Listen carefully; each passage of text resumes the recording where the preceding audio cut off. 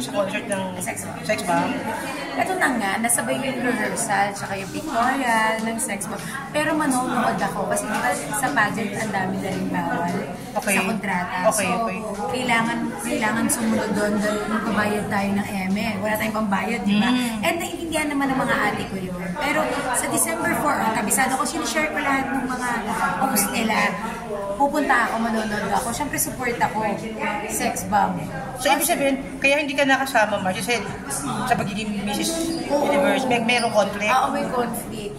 Kaya hindi ako sa... Pero manonood ako, sure ako manonood. Pero how's your relationship with anong feeling mo lang na magkaka-concert ulit ang Sex Bomb? Ay, sobrang saya kasi alam naman natin, legend yan. Sorry pero alam mo yun, na wala nang...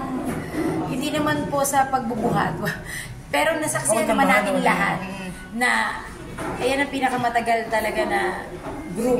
Totoo yun, totoo yun. At talagang sumikat ng bonggang-bongga at talagang sabay-sabay sumayaw.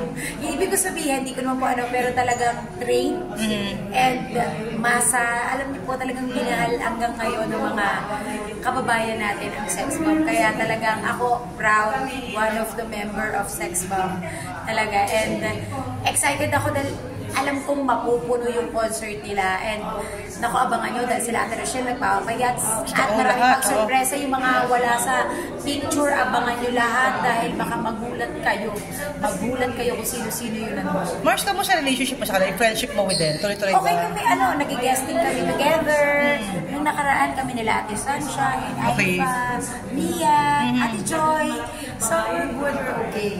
Talagang okay na okay kasi wala naman talagang dapat hindi maging ang lalaki, ang layo na ng narating namin. Iba-iba na yung mga naging namin, path namin sa buhay, and all glory to God na we're still okay and nandyan kaming lahat. May work kami, maayos yung pamilya.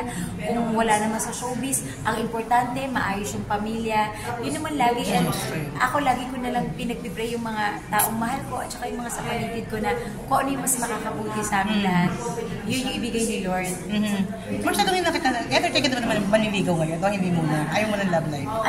Ang choice ko, gusto ko talaga muna sa kids ko talaga. Talagang iba rin yung binibigay sa akin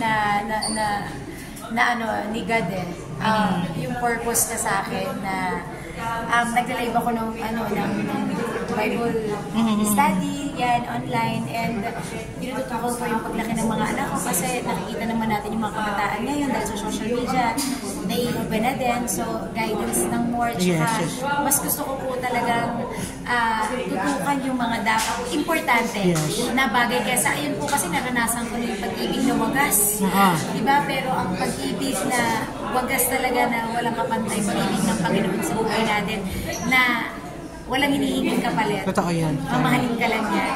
So, yun sapat na sa akin. Tsaka yung mga mahal ko sa buhay. Pero may communication pa ba kayo ni Willie? Nagkakamustahan pa rin kahit paano? Hindi Pero I hope na okay siya. Ako, kasama naman sila lahat sa dasal ko always. Tsaka mabuti naman yung tao So, alam mo yun, walang anything na akong masasabi sa kanya na hindi maganda. At gusto ko mag-enjoy siya dahil alam mo yung tao niyan, masyadong masinop, mabuti. So, enjoy niya na kung anong meron siya. Alam mo yun, ako gusto ko yun para may mahaba yung buhay niya. Yun na lang yun. Is that a choice na wala na kayong communication? Choice mo na ba yun? O talagang wala na talagang chance na makapag-usap ulit dahil busy kayo pareho? Baka busy lang talaga pareho, wala lang chance. Ayan. Pero wala namang negative projects? Wala naman, hindi naman. Yung si Kuya Will, ayan, wala naman dyang masamang tinapay. Totoo naman diba? din. And wala kaming pinagsamaan na hindi maganda, alam niya rin naman yun. Ayan. Maraming salamat. Kung wala na kita picture, Mars,